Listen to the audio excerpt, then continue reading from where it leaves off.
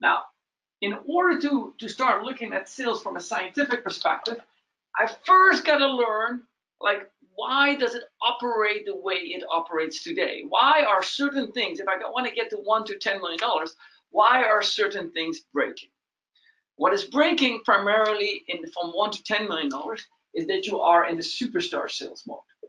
Now, superstar sales means that you're dependent on very few people that are helping you generate the business. In those early rounds, right around 1 to 2 million, you may even be in a realm of founder sales, where founders really are still carrying the lion's share, and founders act and behave as a superstar. Now, one of the problems with superstar sales is that it does the following. In the superstar sales mode, we are relying on a principle called the Pareto principle. And the Pareto principle works as follows. 20% of the people generate 80% of the business. This comes from Pareto, which is an Italian landowner who said 20% of the people own 80% of the land. Now today what we see, most sales in those early days, in the early 1, 2, 3 million, few people create lots of revenue. The 20-80 rule applies. As you start to move forward and as you get more and more salespeople and closer to the $10 million, you see that the 20-80 no longer start to apply for one very common reason. In SaaS, the price of the product drops. So instead of like traditionally having $1 million product, in SaaS, that price may drop to 20K, like, you know, like or less, right? 5, 10, 15K. That means that when I'm a sales professional, I cannot easily make up, let's say there's a $10 million quota, right? 10 million ARR. Let's say that in the current year I generate 5 million. In case of a 20-80 rule with lots of with a high ACV, I only have to close 5 deals, right? It's year 2, year 3. In order to go from 5 million ARR to 10 million, I close $5 million deals, great.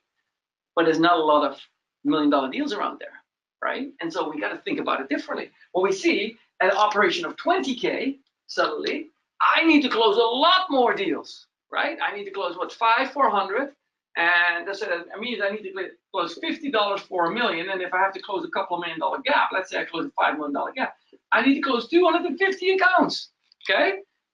250 versus 5. That is a big difference. What is happening with the Pareto principle is that traditionally in SaaS sales, recurring revenue sales, as you go towards the $10 million, it stopped working. What we see is it becomes more 80-80.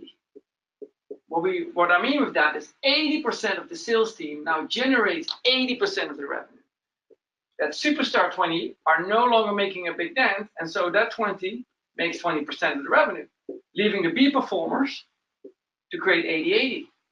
Well, in this example down here, when we did 20-80, the B performers, the remaining 80, did 20% of the revenue, right? The remaining 80 did 20% in situation number 1. In situation number 2, my B performers have to create 80%. That is 4x, 4 times the revenue they have to create, 4 times. That is a big gap. That happens everywhere, and what we see, that sales organizations are not very set to produce this kind of revenue because they're still based on superstars, and superstars don't need a lot of training, and superstars don't need process, they create process, and superstars are self-motivated. Superstars are top-notch, they find a way. All these things make superstars superstars, but since you can't scale on them anymore because the price dropped, you're at $10 million. Your revenue has become dependent, and your ability to hit those numbers has become dependent on the B performers. Now, we call them the B performers. You may call them A- performers. I think that don't want to give that a negative tonation. It's just like, look, not everybody has to be a superstar. You need to have a lot of other people that are performing there. And so that is rule number 1. I have gone from 20-80 to 80-80. Okay?